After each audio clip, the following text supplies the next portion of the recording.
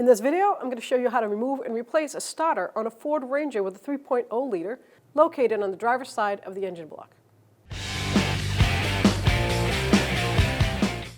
Disconnect the negative first, and that's going to be a 13 millimeter or ½ inch.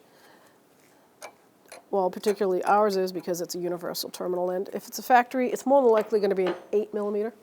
So we're going to take that negative off, set it aside, make sure it doesn't touch the positive in any way, and now we're safe to start our work.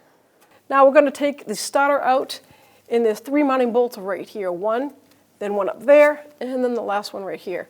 13 millimeter socket, and you're going to need an extension with a swivel to get to that top one. Let's see if we can get it in there. There we go. Let's see if we can just snap it free.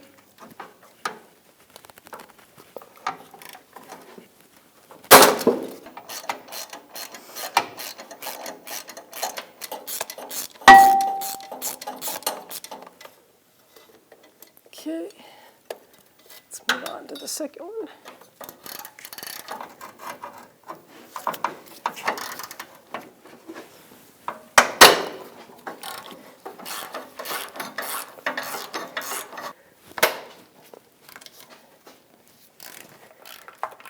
All right, now that all 3 bolts are free, I'll get my electric gun and we'll zip them right out.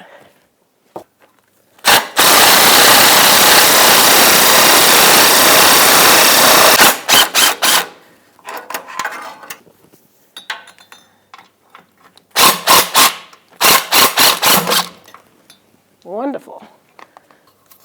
All right, all 3 bolts, you can measure them, they're all the same size, but just confirm.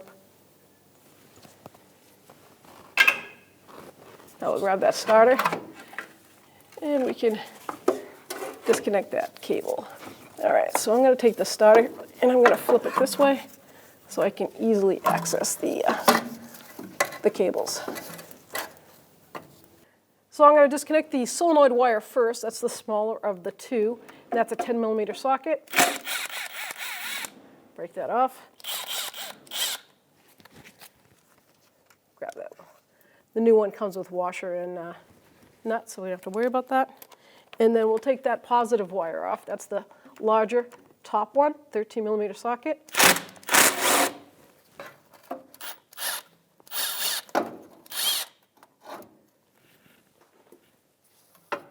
Grab that cable. We're definitely going to clean this up before we put the starter back in. These wires are pretty corroded. And then just let's weasel this out.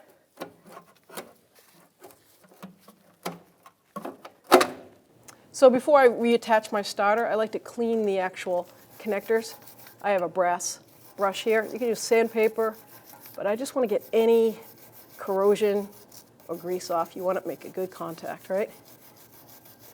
There's no worse sound than hearing click, click. Make sure you get both sides. So I like to put the starter in first, then I'll put the wires on. I'm not going to mount it though, I'm just going to place it in here.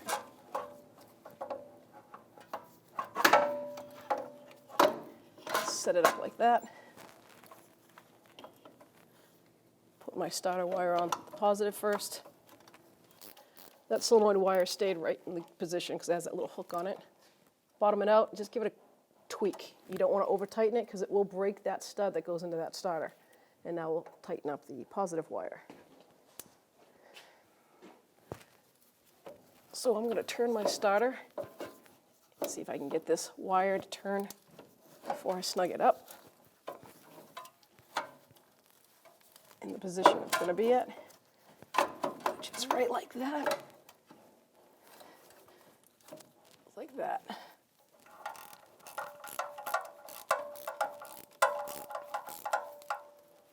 Same with the other wire. Snug it up. Now the wires are all clear from each other, not touching. Let's turn the starter around and get it mounted.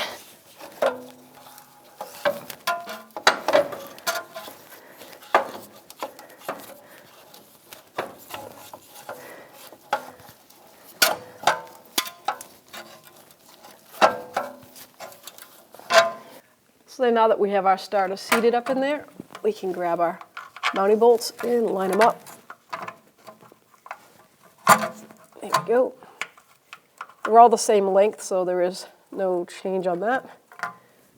Let's just hand start all of them. There we go. Now I'm going to get my long extension and a 13mm swivel.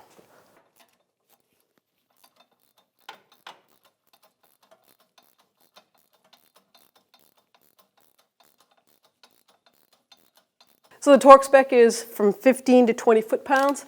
I'm going to go with the max. I'm going to go right to 20 foot-pounds, 13mm socket. We'll snug these up.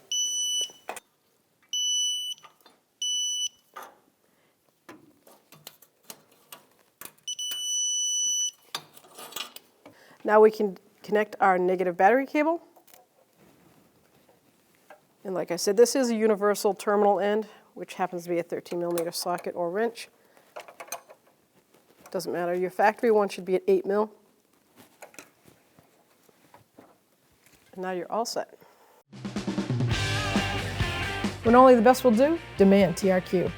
The only company that lets you view before you do. TRQ is committed to offering the highest quality aftermarket auto parts that are engineered for peace of mind. Thanks for using and viewing with TRQ.